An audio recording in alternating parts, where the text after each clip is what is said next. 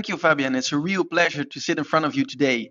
The key takeaway that I would love people to remember is that there is no sustainable economy without true prices. And the true price is the market price plus the social and environmental costs. As long as it's cheaper to exploit and to pollute, we will not have an economy that works for sustainability. Awesome. So Michel, again, it's we know each other, but I think it will be great if you can introduce yourself and explain all the great things that you have done in this space. Thank you. I will explain a bit of where I come from and what I do. So, when I was a teenager and I was still at high school, I was struck by poverty in the world and I wanted to help the poor. And what I did was saving lots of money. I actually was, together with my schoolmates, able to raise 16,500 euros for poor people in African countries. And we went to Ghana. In Ghana, there was a farmer community that was producing cocoa, amongst other things, that was eventually ending up in the stores in the Netherlands. And we helped them with sanitation projects. But after thinking through what I did, I felt a bit uneasy. First of all, I felt struck by the white man saviorism, that we somehow had to do something for people that, weren't somehow able to help themselves. And secondly, I also noticed that the situation that many of these farmers were in was caused by a global trade system that more or less kept them poor. It was more expensive for them to export raw beans than to export the other way around. It was more expensive for them to export a chocolate bar than to export raw beans. So there was a tariff on exporting branded products. And in a way, there was this perverse incentive to just be relying on commodities that are hard to actually differentiate on, that is kind of sensitive to other countries, Ivory Coast, for example, or other farmers. You cannot really, distinguish yourselves. You cannot really add value on site at the farm. No, you are just relying on the export and the importers of in this case, the Netherlands. In Amsterdam, the largest cocoa harbor in the world, just 5-10 kilometers from where I'm sitting today. And there chocolate companies made billions of euros of profits. And I was so perverse. I felt like, seriously, we have a kind of a heritage that involves colonialism as well. And we have decennia or centuries of people that are in a way exploited in trade, and we still have that in a way. We still do not have the trade that is free from these forms of suffering, and at the same time we do these do-goodism, these NGOic projects that suddenly need to alleviate poverty. It just felt dirty. So when I went to university, instead of going into business and into economics, I went into sociology. I wanted to understand the fundamentals of the market. And that is where I kind of deconstructed that prices aren't a coincidental outcome of free markets with an invisible hand.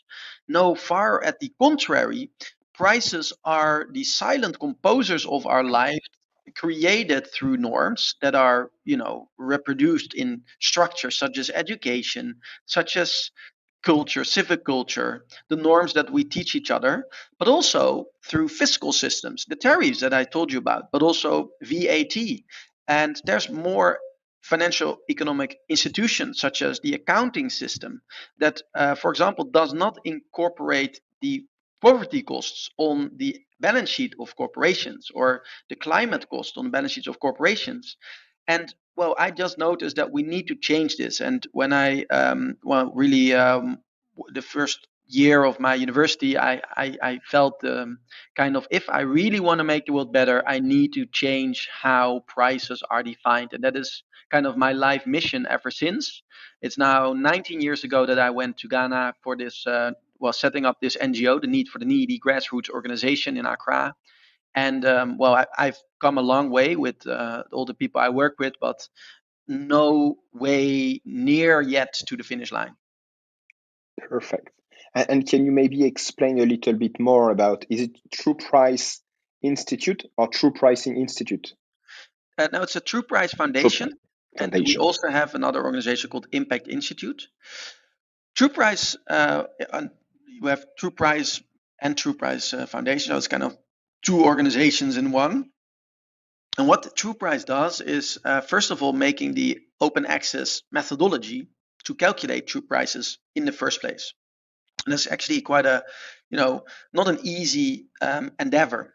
It involves three steps. First of all, mapping the value change. That means differentiating the different ingredients or components of products, finding the origins as part of that step. So where does the product come from? Secondly, what is the social and environmental effects that occur? For example, underpayment, under-earning, exploitation of laborers, that is all potential effects. On the environmental side, extraction of water, soil, pollution of air, destruction of forests, all sorts of externalities. And finally, valuing that. So the third step is putting a price to those harmful effects to society.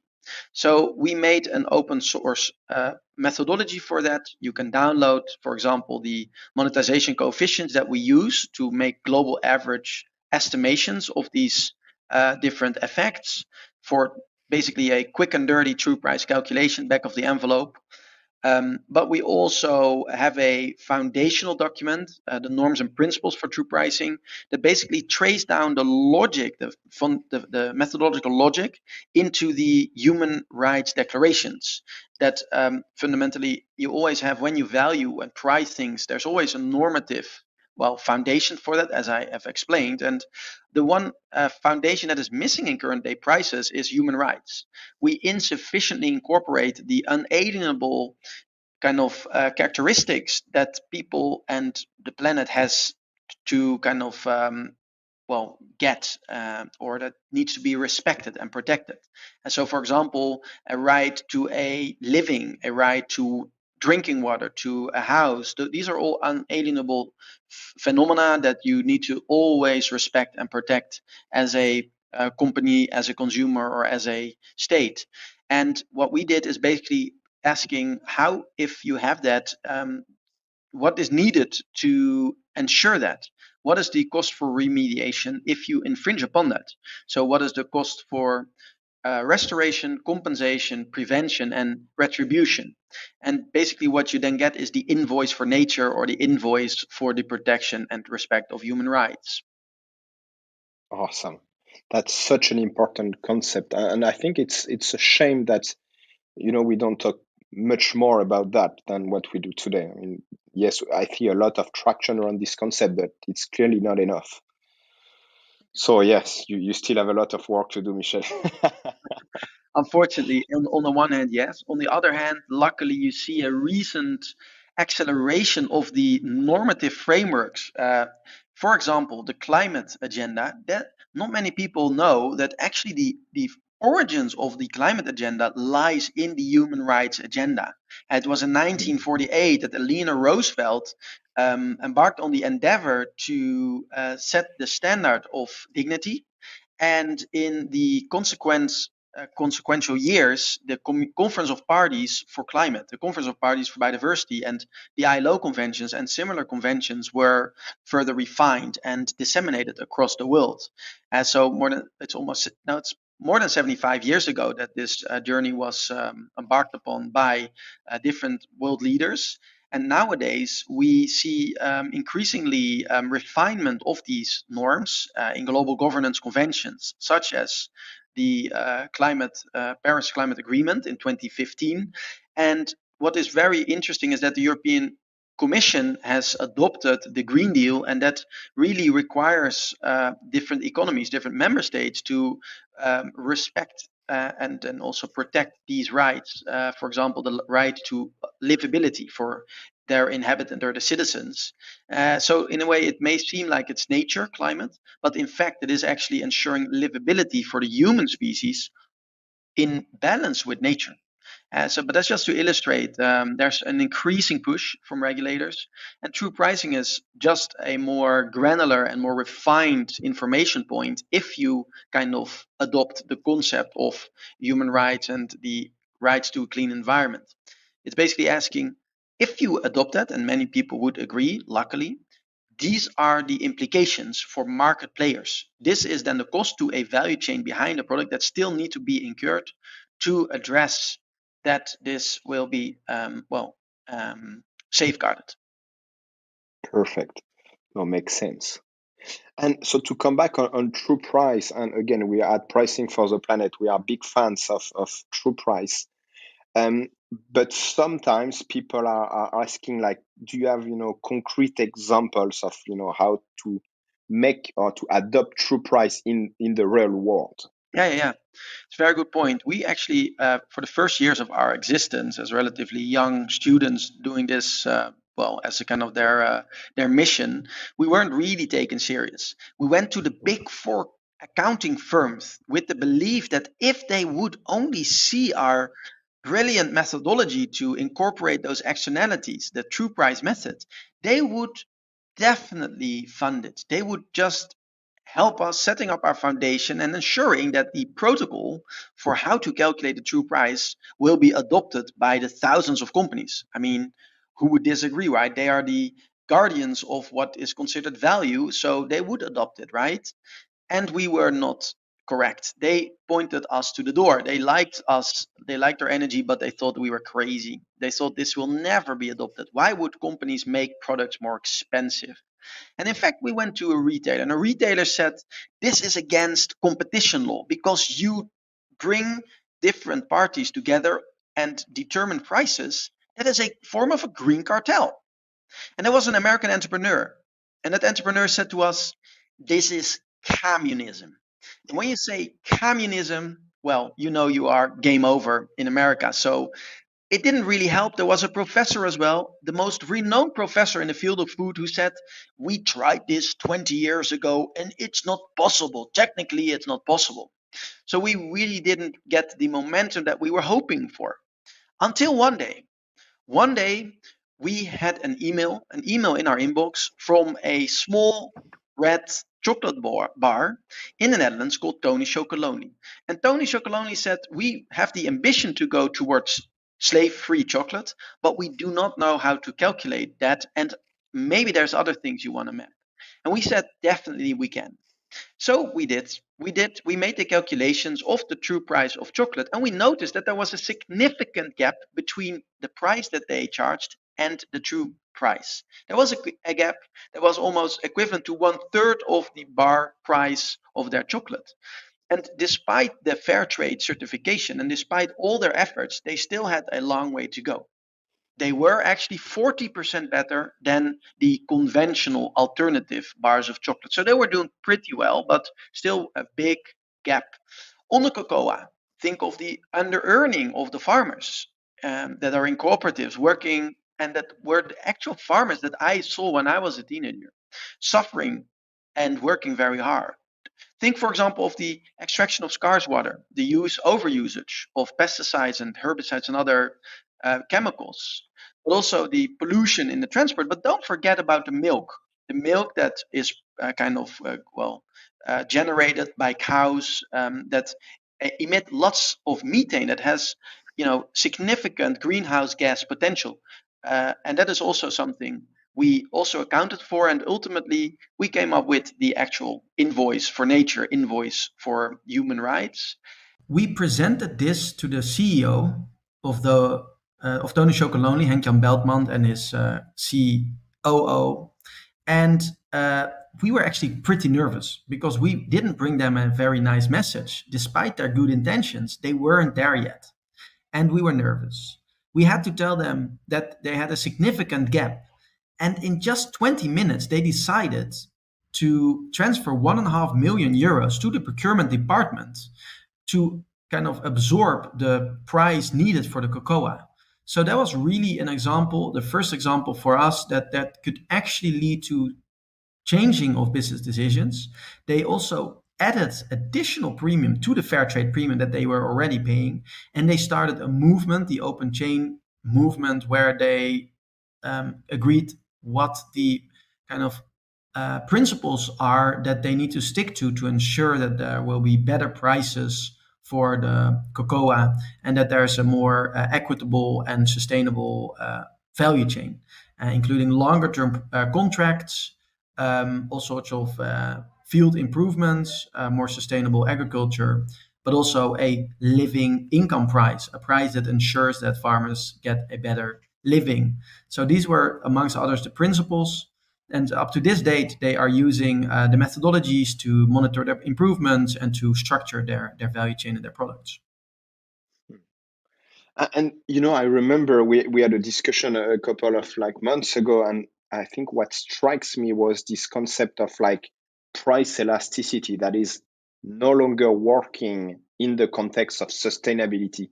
Can you share a little bit about around that? So, can you elaborate on what you mean with the price elasticity and We talked about true price, and we were saying, by increasing the price, you yeah, will, kill the demand, which is definitely not what you've seen and experienced on the market. good point. So, yeah, people were a bit hesitant, right? Increasing the prices because if you increase the price, and that is actually what we stand for, there will be a drop of demand. I mean, that is the whole idea. We accept that, we incorporate that, we actually strategically use that for more sustainable products, right? But that's true. In the case of Tony Chocolonely, the organization, the business increased their prices twice, but they announced to their consumers that they will use the extra income to compensate for the drop of the cocoa price. So they had a good story and they didn't lose out on their sales because their consumers knew that this was something they would buy into, literally. But in other cases, we've been working on this now for for hundreds of companies in hundreds of products as well. And for example, we introduced this in a supermarket in Amsterdam, and that was a neighborhood supermarket with 5,000 consumers and thousands of products. And they actually saw an increase of their sales of 5% after having introduced this in their vegetables, fruits, and their bread.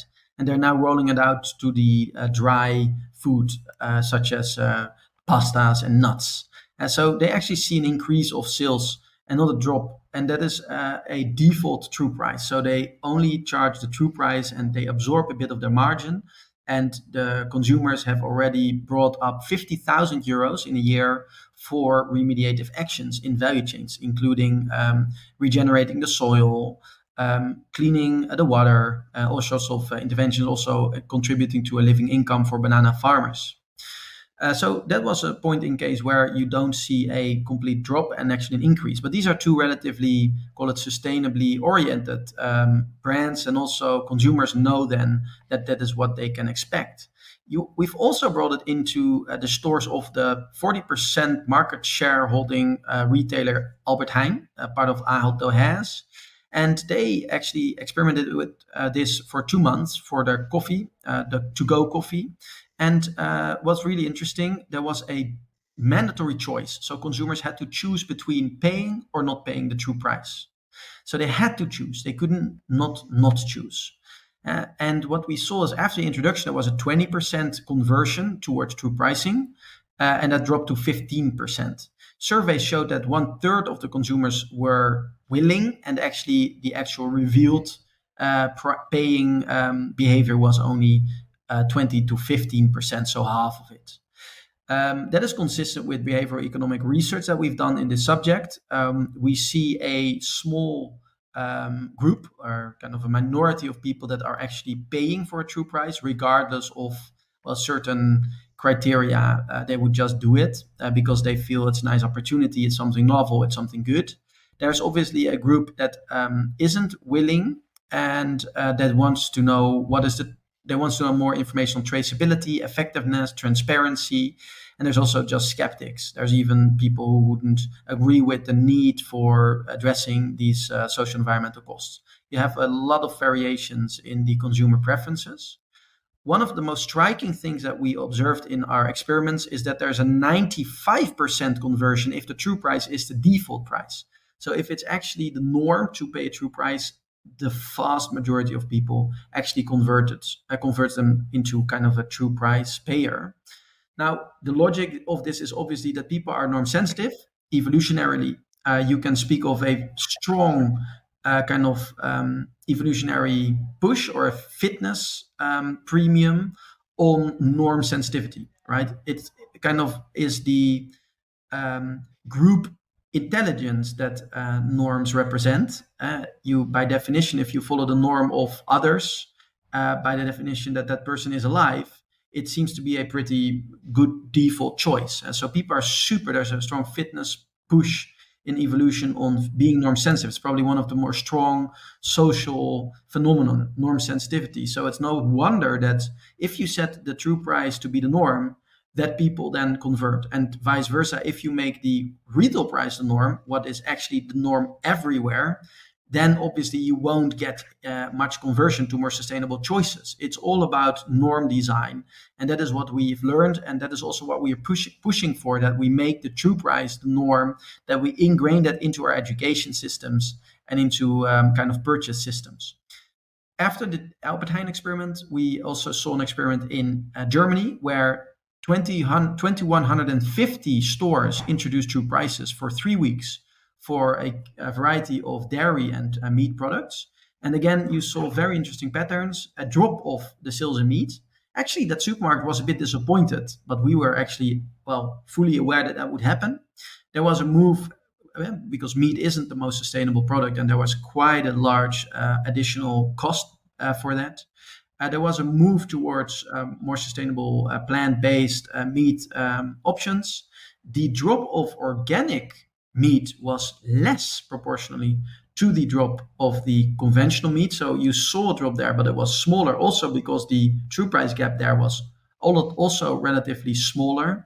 Well, these are all the typical things that you would expect after introducing true pricing. So the thing that I think could have been improved there is providing sufficient alternatives, ensuring that if people go for, well, true pricing, or if they're confronted with that, that there's an alternative that's actually cheaper, that is more sustainable. Because true pricing is ultimately about acting, putting the act in impact, ensuring that you actually go for those products that have the lowest impact on society. Awesome. I love that. Just to make sure that we will have enough time to talk about it, because love the concept. Can you explain where to start? I think I'm sure a lot of people Yeah. will say, that's awesome. I want to start, but they will feel kind of lost. Yeah, as a produce, like on the producer side, or on the consumer side, or both. Both, I Yeah. guess. Let's take you are an entrepreneur. You have a nice product, and you want to bring the true price of that value chain into kind of into an overview. You first start with mapping the different steps in the value chain. Then you kind of make a estimation of what are the biggest social environmental costs. And then finally, you put monetization coefficients. Well, for the first two steps, obviously, you need to have some understanding of your products. You need to work with your suppliers. You need to ask a few people. It can already be in a conversation, just having a few phone calls, just having a workshop together, mapping it. Then, in mapping the effects on society, there's LCA experts, there's subject matter experts. What is paid? What is insufficient? What is the need for a living wage? There's lots of open source databases for that. For example, there's this Living Wage Indicator Foundation. There's on the natural side, there's lots and lots of open source LCA carbon LCA databases. For example, just Google on it, and you'll find lots of sources already prepared for products. It's kind of general sector averages, global averages. And finally, you can use the proxies from the True Price database. We've published the monetization coefficient for the different indicators, and you can just make the calculations and it will all add up. So this is just a first rough and dirty true price that you can then take and refine and specify and make more granular on the go and make more specific to your value chain. But we really believe you can just get your hands dirty and run with it. And on the side of the consumer, you can do the same thing. It may be a bit tedious to do that for all the products you buy, but be aware that you need to ask your favorite brands to ensure that they work towards a true price. Ask the question, go for it. And also, if that's possible, ask them to, for example, ensure that the carbon price, the price to climate, is kind of addressed. I mean, that is something that's almost a no-brainer. It's very low-hanging fruit. And then work towards a living income, a living wage, but just ask your brands to incorporate that, because it starts always with the question from a consumer, and then there's action. Perfect. That's really fascinating. Honestly, I think we need to make sure that this topic is, is everywhere in university, in college, because that's such a transformative concept. Michel, One more maybe thing, any. because before end, Oh, good, there's, good. there's news for you then, because we actually have in 2027 in the Netherlands the Ministry of Education that has adopted in the protocol for business and economics for high schools true pricing as a mandatory subject, and that is really a real big milestone. For the first time, to my knowledge, actually in the world and in history, true pricing is part of the exams for high school students. And that is how we transform norms. So it will be the new normal for hundreds of thousands of students in the Netherlands. And hopefully other countries can learn from this, other subjects can learn from this. Also, the kind of higher educations, business schools, applied universities, applied science universities, all sorts of academic and non-academic institutions, education institutions can adopt true pricing and make it the new normal, so that entrepreneurs, consumers, professionals of the future just have this in their natural system, and the, call it, balance between supply and demand in price markets will naturally incorporate the true price instead of the exploitative faulty prices that we see today. Well, congrats. That's indeed a huge milestone. Wow. Thank you. Good job. Michel, a huge thank you. It was super clear. Again, what is the website where people can go to dig further? Trueprice.org. Perfect. And again, for the audience, go follow Michel on LinkedIn. I will add the link in the comment section. And Michel, a huge thank you for sharing all of those great, insights from your everyday work, and, keep up the good work. Thank you so much, Fabian, and likewise, keep pushing.